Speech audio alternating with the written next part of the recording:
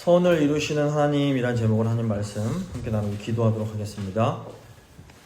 로마서 8장 28절은 이해할 수 없는 상황 앞에서 우리 신앙의 방향을 다시 잡아주는 말씀입니다.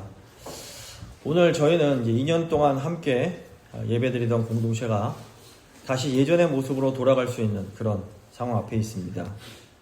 이런 상황 속에서 마음속에 있는 감정들이 사람마다 다 다를 수 있습니다. 아쉬움이 있을 수 있고 슬픔이 있을 수도 있고 혹은 왜 이렇게 됐을까 하는 질문이 있을 수 있습니다. 오늘 말씀이 이런 질문들에 어떤 간단한 해결책을 주지는 않습니다. 하지만 이런 어려운 상황 속에서 우리가 붙잡아야 할 믿음이 무엇인지는 분명하게 알려줍니다. 오늘 본문 말씀 세 부분으로 나눠 살펴보겠습니다. 첫 번째, 하나님의 사람들. 두 번째, 모든 것. 세 번째, 선하신 하나님입니다. 먼저 하나님의 사람들입니다. 저희가 무엇보다 첫째로 기억해야 될 것은 이 자리에 있는 우리 모두는 하나님을 사랑하는 하나님의 사람들이라는 것입니다. 바울은 하나님을 사랑하는 자는 하나님의 뜻대로 부름을 받은 사람들이다 이렇게 말합니다. 우리가 하나님을 사랑할 수 있는 것은 하나님이 우리를 불러주셨기 때문입니다. 교회를 헬라어로 에클레시아라고 부릅니다. 이 에클레시아는 특별한 목적을 위해서 밖으로 불러냄을 받은 사람들을 의미합니다. 그러니까 우리는 하나님의 뜻에 따라서 하나님을 사랑하기 위해서 부름을 받은 사람들입니다. 그러니까 내가 먼저 하나님을 선택한 것이 아니라 하나님이 우리를 선택해 주셨습니다. 이것은 지금도 하나님께서 우리의 삶을 꽉 붙들고 계시고 끝까지 인도하심을 의미합니다. 이건 지금 당장 이 세상이 무너진다 해도 변함이 없습니다. 하나님께서 우리 한 명 한 명을 꽉 붙잡고 인도해 주고 계십니다. 하지만 우리는 하나님의 사람들이라고 해서 그렇다고 또 완벽하지는 않다는 것을 기억해야 됩니다. 하나님을 사랑하는 사람들도 연약함과 부족함이 있습니다. 성경이 이 사실을 너무나 분명하게 가르칩니다. 최초로 하나님의 부름을 받은 아담과 하와는 하나님 말씀에 불순종하고 잘못된 선택을 합니다. 그리고 이 수치심을 감추기 위해서 아담과 하와가 서로를 막 비난합니다. 노아는 의로운 사람이었지만 술에 취해서 아들이 끔찍한 죄를 지을 수 있는 기회를 제공하게 됩니다. 아브라함은 믿음으로 모든 것을 버리고 약속의 땅으로 들어온 사람입니다. 하지만 그는 현실적인 어려움 때문에 약속의 땅을 떠나서 애굽으로 내려갑니다. 그리고 애굽에서 아브라함은 아내를 누이라고 속이게 됩니다. 이삭도 아버지 아브라함과 똑같은 실수를 합니다. 이스라엘의 조상 야곱은 욕심 때문에 사람들을 속이는 사람이었습니다. 그리고 이스라엘의 구원자 모세는 혈기 때문에 애굽 사람을 죽인 살인자였습니다. 이스라엘의 성군이라 불리는 다윗은 충성스러운 부하의 아내와 간음을 하고 그 부하를 죽입니다. 또 예수님의 제자들도 수많은 실수를 하면서 그 연약함을 드러냅니다. 그런데 히브리서 11장 보시면 제가 조금 말씀드렸던 노아, 아브라함, 이삭, 야곱, 모세를 믿음의 사람들이라고 칭찬을 합니다. 이게 무슨 의미일까요? 하나님을 사랑하는 사람들도 연약함 가운데 실수하고 죄를 짓습니다. 하나님은 하나님을 사랑하지만 여전히 연약하고 부족한 사람들을 통하여 하나님의 뜻을 이루어 가십니다. 이 자리에 있는 우리들도 하나님을 진심으로 사랑합니다. 하지만 우리도 연약함 가운데서 늘 실수하고 죄를 짓게 됩니다. 과연 나는 죄로부터 자유롭다라고 말할 수 있는 분이 계실 수 있을까요? 누군가는 행동으로 죄를 짓고 누군가는 입으로 죄를 짓고 누군가는 마음으로 죄를 짓습니다. 성경은 우리 모두가 죄를 지을 수밖에 없는 존재들이라는 것을 분명하게 가르칩니다. 위대한 사도 바울도 자신의 마음속에서 벌어지는 이 선과 악의 싸움, 그리고 마음은 원이지만 육신이 따라주지 않는 이 한계 앞에서 무릎을 꿇고 맙니다. 바울이 나는 공고한 자로다. 이 사망의 몸에서 누가 나를 건져내랴 이렇게 절규합니다. 오늘 우리도 이 바울의 절규 앞에 서 있습니다. 저희 두 교회는 지난 2년간 한 마음으로 기도하며 하나됨을 위해서 함께 달려왔습니다. 하지만 어떤 현실적인 한계 앞에서 지금 헤어짐이라는 선택을 할 수 있는 그 상황 속에 놓여 있습니다. 지금 우리 마음속에도 자책과 아쉬움, 그리고 야, 우리가 이거밖에 안 되나? 라는 공고함이 있을 수 있습니다. 그래서 우리에게는 하나님의 은혜가 절대적으로 필요합니다. 오직 하나님의 은혜만이 무너진 우리를 다시 일으켜 세워줄 수 있습니다. 오직 하나님의 은혜만이 우리를 살리고 우리를 다시 온전한 하나님의 사랑으로 살 수 있게 합니다. 하나님의 은혜로 충만할 때 우리는 이런 어려운 상황 속에서도 서로를 비난하지 않고 거룩하고 아름다운 성도의 모습을 지킬 수 있습니다. 하나님의 은혜가 우리의 마음을 덮을 때 우리는 비로소 나의 입장이 아니라 상대의 사정을 이해하고 나의 유익보다 교회의 덕을 배려하며 서로를 용서하고 섬길 수 있는 힘을 얻게 됩니다. 하나님은 우리가 얼마나 연약한 자들인지 다 알고 계십니다. 하나님은 그동안 우리가 겪었던 갈등, 불안함, 그리고 어쩔 수 없는 선택 같은 모든 과정을 다 지켜보셨습니다. 하나님은 이런 연약함 가운데서도 여전히 우리가 하나님을 사랑하고 있으며 또 교회를 지키기 위하여 눈물로 기도하고 있다는 사실 또한 너무나 잘 알고 계십니다. 하나님은 우리의 완벽함을 보시는 분이 아니라 우리의 마음의 진심을 보시는 분입니다. 우리가 하나님을 진심으로 구하면 설령 우리가 잘못된 길로 갈지라도 하나님은 결국 우리를 다시 회개와 순종의 길로 인도해 주십니다. 비록 우리의 계획대로 합병이 이루어지진 않았지만 하나님은 우리가 서로 아끼고 다음 세대를 걱정하는 그 선한 마음을 결코 잊지 않으십니다. 성경은 하나님께서 우리를 심판하기보다 구원하기 원하신다는 것을 분명하게 가르치고 있습니다. 요한복음 3장 17절을 보시면 하나님이 그 아들을 세상에 보내신 것은 세상을 심판하려 하심이 아니요 그로 말미암아 세상이 구원을 받게 하려 하심이라 말씀합니다. 이 말씀이 오늘 우리 공동체에 주시는 약속입니다. 하나님은 지금 이 상황을 통해 우리를 심판하거나 흩어버리시려는 것이 아닙니다. 오히려 이 아픔을 통해서 우리 각자를 구원하시고 더 단단한 믿음의 공동체로 세워가기 원하십니다. 우리는 여전히 하나님의 사랑을 받는 자녀들입니다. 우리의 실수보다 훨씬 더 큰 하나님의 은혜와 우리의 한계보다 훨씬 더 넓은 하나님의 계획이 오늘 이 자리에 우리와 함께 있습니다. 그러므로 우리는 은혜의 하나님께서 이제 우리 두 교회를 각자의 자리에서 어떻게 아름답게 빚어가실지, 그리고 어떻게 모든 것을 합력하여 선을 이루어 가실지를 좀 함께 기대할 수 있는 겁니다. 자, 두 번째, 모든 일입니다. 우리에게 일어나는 모든 일들은 하나님의 손 안에 있습니다. 하나님은 모든 일들을 통해서 하나님의 뜻을 이루어 가십니다. 이것은 결국 다 하나님 뜻대로 될 테니 우리가 아무렇게나 막 살아도 된다, 이런 의미는 결코 아닙니다. 하나님의 백성들은 최선을 다해서 하나님께서 기뻐하시는 방향으로 나아가야 됩니다. 하나님은 언제나 하나님 백성들을 선한 길로 인도하십니다. 그 하나님 백성들이 이 하나님 말씀에 순종할 때 복을 받습니다. 그리고 그들이 풍성한 복을 누리는 가운데 하나님의 뜻이 이루어지게 되는 겁니다. 그러니까 우리가 하나님 말씀에 순종하면 우리는 복을 받고 하나님의 뜻을 이룰 수 있습니다. 하지만 우리가 순종할 때에만 하나님의 뜻이 이루어지는 것은 또 아닙니다. 때로 우리가 실수하고 우리 실패를 통해서도 하나님은 하나님의 뜻을 이루어 가십니다. 하나님께서는 아브라함이 약속의 땅에 머물기 원하셨습니다. 하지만 아브라함은 기근이라는 어려운 환경을 이기지 못하고 애굽으로 내려갔습니다. 그곳에서 애굽 왕이 아브라함의 아내를 데리고 가게 됩니다. 이것은 하나님께서 아브라함에게 하신 그 자손의 약속이 깨질 수 있는 위기 상황이었습니다. 이때 하나님은 애굽 땅에 큰 재앙을 내리심으로 아브라함의 아내를 구원해 내십니다.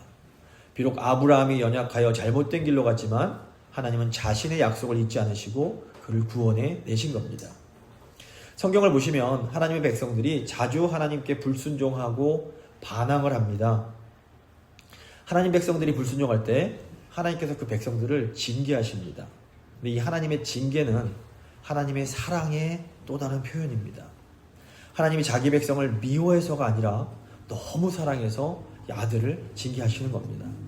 또 하나님은 징계를 통해 하나님 백성들을 아름답게 빚으시고 하나님의 뜻을 이루어 가십니다. 이 야곱을 보면 하나님을 사랑하면서도 고집을 버리지 못하는 하나님 백성, 우리의 모습을 잘 보여줍니다. 야곱이 얼마나 고집이 셌는지 하나님은 그의 환도뼈를 부러뜨리십니다. 이 환도뼈는 야곱의 교만, 자존심, 고집을 상징합니다. 환도뼈가 부러진 후에야 야곱은 이스라엘이라는 이름을 받게 됩니다. 하지만 그 후에도 야곱은 자신의 고집을 완전히 버리지 못합니다. 결국 하나님은 야곱을 큰 고통을 통해서 연단을 하십니다. 아마 세상에서 가장 힘들고 고통스러운 일이 사랑하는 사람을 잃어버리는 것일 수 있습니다. 하나님은 처음에 야곱이 너무 사랑했던 아내 라헬을 데리고 가십니다. 그런데 여전히 야곱이 자기 고집을 버리지 못합니다. 결국 하나님은 다시 야곱에게서 사랑하는 아들 요셉을 데리고 가십니다. 요셉을 잃은 야곱은 나도 죽어서 아들 따라가겠다 외치며 미친 듯이 절규합니다. 그 내용이 이제 창세기 37장에 나옵니다. 놀라운 것은 그렇게 큰 고통을 겪은 후에도 야곱이 여전히 자신의 고집을 버리지 못했다는 겁니다. 야곱은 요셉을 잃은 후에도 계속해서 이 베냐민이라는 아들에게 집착을 합니다. 하나님의 선택을 받은 야곱은 끝까지 고집을 부렸고 이 때문에 어마어마한 고난을 겪어야만 했습니다. 하지만 하나님은 끝까지 야곱을 포기하지 않으십니다. 하나님은 결국 야곱이 믿음으로 자신이 소중하게 여기는 것을 포기하는 자리까지 몰고 가십니다. 창세기 43장 보시면 야곱은 결국에 내가 자식을 잃게 되면 이르리로다 라는 고백을 하게 됩니다. 근데 이 고백은 아브라함이 모리아산에서 이삭을 바치는 행동으로 보여주었던 바로 그 믿음의 표현이었습니다. 하나님은 결국 우리로 하여금 오직 하나님 한 분만이 가장 소중한 분이라는 그 고백을 하게 만드십니다. 이 자리에 있는 우리 모두는 다 야곱 같은 사람들입니다. 저도 목회자가 되기 전에 하나님께서 제가 가장 정말 꽉 붙잡고 싶었고 그 고집하고 싶었던 것을 정말 무섭게 저로부터 빼앗아 가셨습니다. 그리고 결국 오직 하나님 한 분만이 저의 모든 것 되십니다. 이 고백을 하게 하시고 저를 이제 신학교로 집어넣으셨습니다. 근데 이제 다 항복하고 나니까 신학교에서 제가 아내를 만났고 또 재건교회를 만났고 또 지금 여러분을 만날 수 있게 되었습니다. 그러니까 하나님의 징계와 연단의 목적은 우리를 살리는 것이지 아프게 하는 것이 아닙니다. 하나님은 자기 뜻대로 부른 사람들을 절대로 포기하지 않으십니다. 이것이 하나님을 사랑하는 사람들에게는 큰 위로이기도 하지만 사실 큰 두려움이기도 합니다. 하나님은 우리를 너무 사랑하시기 때문에 절대로 우리를 포기하지 않으십니다. 하나님은 우리가 무엇에 약하고 무엇을 가장 두려워하는지 잘 알고 계십니다. 하나님께서 우리가 잘못된 방향으로 갈 때면 우리가 우리만 알아들을 수 있는 어떤 신호를 보내주십니다. 사람마다 잘못된 방향으로 갈 때 하나님이 보내주시는 특별한 신호들이 있습니다. 아마 이거 아시는 분은 아실 텐데 어떤 분들은 건강으로 오고 어떤 분들은 가족으로 오고 어떤 분들은 뭐 자동차가 고장난다거나 뭐 이런 방식으로 오는 독특한 신호들이 있는 겁니다. 근데 이게 하나님께서 이 작은 신호들을 보내주실 때 즉시 순종하는 것이 지혜입니다.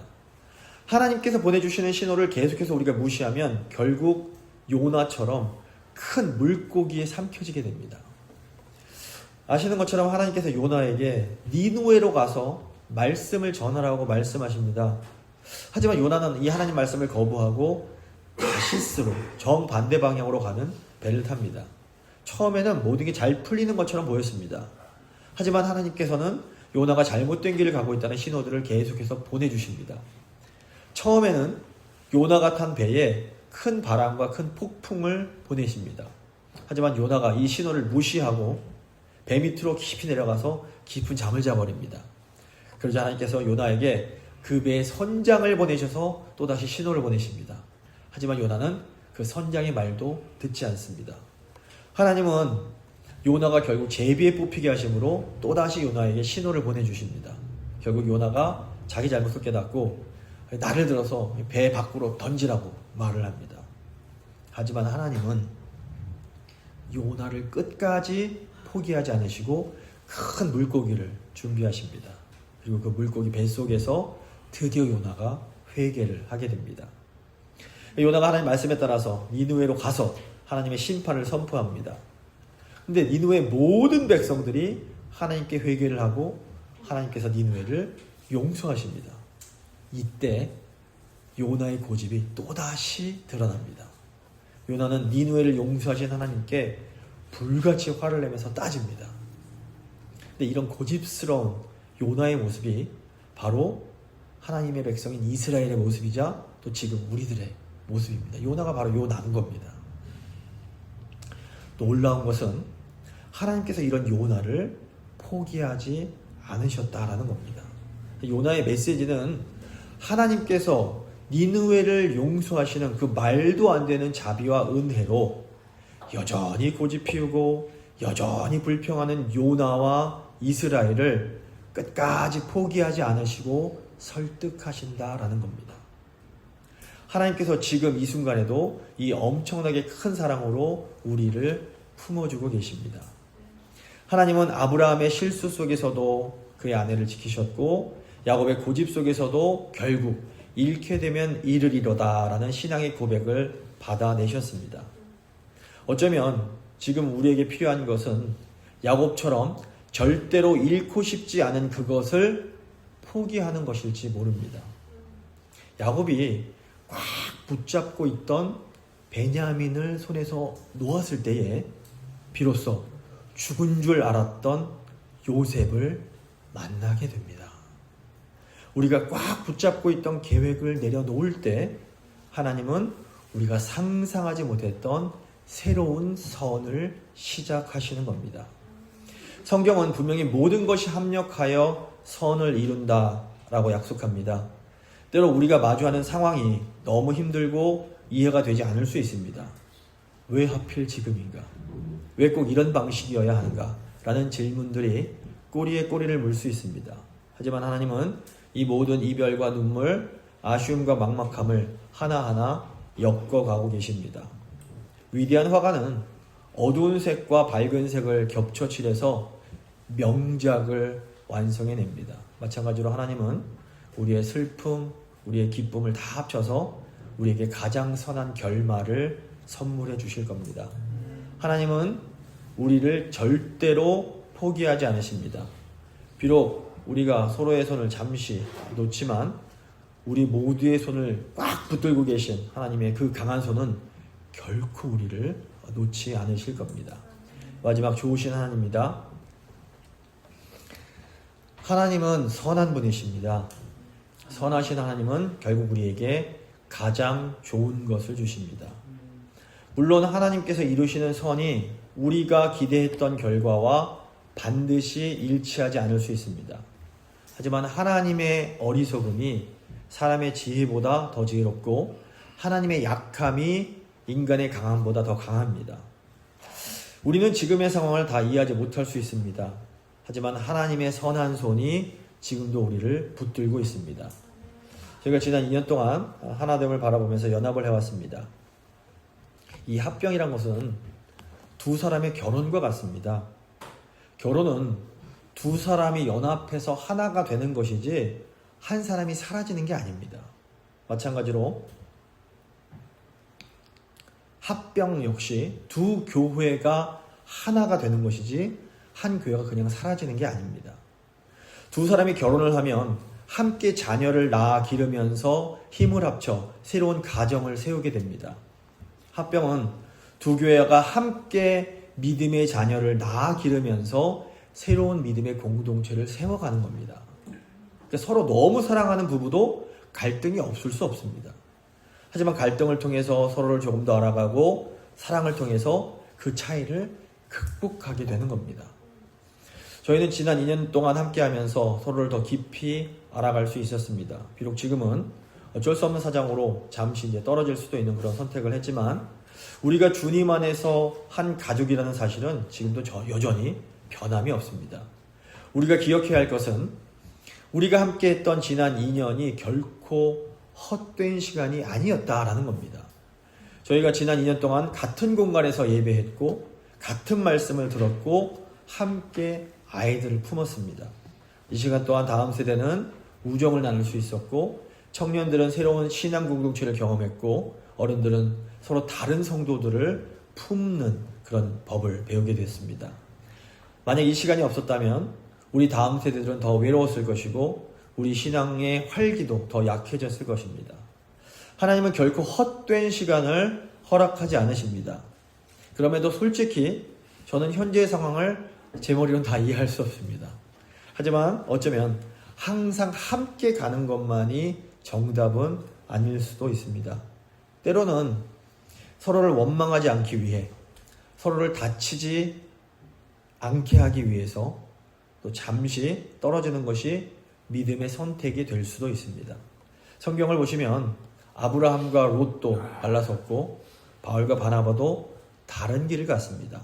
하지만 중요한 것은 그들의 갈라섬이 결코 사명의 포기는 아니었다라는 겁니다. 하나님은 지금도 우리가 믿음으로 선택한 모든 순간들을 선으로 엮어가고 계십니다. 지금 가장 중요한 것은 우리 다음 세대들을 위해서 성숙한 모습을 보여주는 겁니다. 어른들의 감정이야 시간이 지나면 정리될 수 있습니다. 하지만 지금 우리가 만약 실수를 하면 다음 세대들에게는 치명적인 상처가 될 수 있습니다. 그래서 아이들과 청년들은 누가 옳았네 이거보다는 교회가 서로를 어떻게 대해 주었는가를 기억을 합니다. 그러므로 지금 우리는 서로를 비난하며 서로에게 상처를 남기는 그런 방식이 아니라 축복으로 서로의 길을 활짝 열어주는 성숙한 선택을 해야 하는 것입니다. 지금도 나성교회 베들교회는 기꺼이 함께 다음 세대를 양육하자는 그 선한 그런 의지들을 가지고 있습니다. 이것은 우리의 관계가 완전히 끝난 것이 아니라 관계의 형태가 잠시 이제 달라지는 겁니다.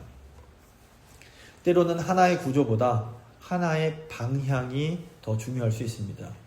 하나님은 지금도 우리가 사랑으로 선택한 이 모든 순간들을 선으로 엮어가고 계십니다. 이제 예배 후에 연합당회를 통해서 저희가 좀 더 허심탄회하게 두 교회의 방향을 함께 상의할 예정입니다. 아시는 것처럼 이 땅의 교회는 매우 연약하며 결코 완전할 수 없습니다. 그렇기 때문에 우리에게 중요한 것이 바로 사랑입니다. 미움은 다툼을 일으켜도 사랑은 모든 허물을 덮어줍니다. 우리가 사랑으로 결정하면 하나님께서 우리의 연약함과 부족함을 채워주시고 선을 이루어주실 줄 믿습니다. 말씀을 좀 정리해 보겠습니다. 우리가 이 시간 분명히 붙들어야 될 진리가 무엇입니까? 하나님께서는 자기 뜻대로 부르신 사람들을 끝까지 포기하지 않으시고 선으로 인도하신다라는 겁니다. 물론 우리가 바라던 방식의 합병은 이루어지지 않았습니다.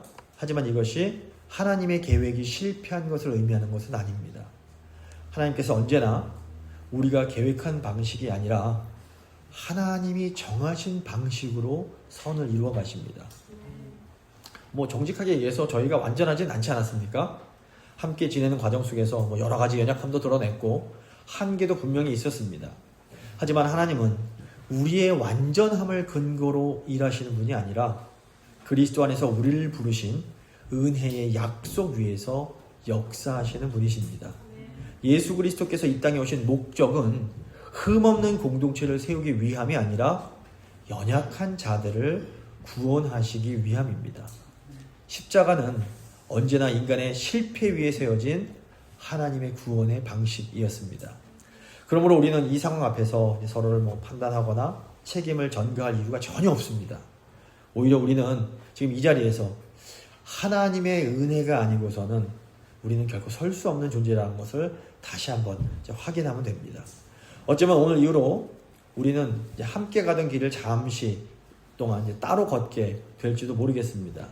하지만 이것이 또 우리 믿음의 단절을 의미하는 것은 아닙니다.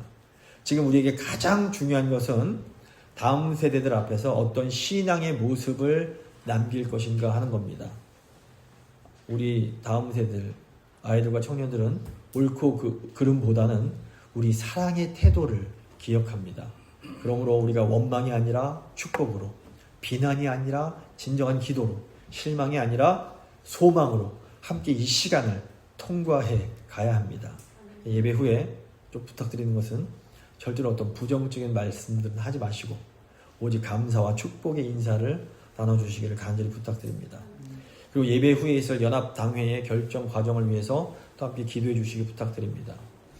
하나님은 지금도 이 모든 과정과 우리의 선택을 사용해서 각 교회를 각자의 자리에서 아름답게 빚어가실 겁니다. 그리고 성경의 약속대로 하나님은 이 모든 것을 합력하여 선을 이루실 것입니다. 우리는 선하신 하나님을 신뢰하며 하나님을 사랑하는 자들로서 믿음의 길을 가야 합니다. 우리가 알거니와 하나님을 사랑하는 자, 곧 그 뜻대로 부르심을 입은 자들에게는 모든 것이 합하여 선을 이루게 됩니다. 잠시 믿음의 기도 드리시겠습니다.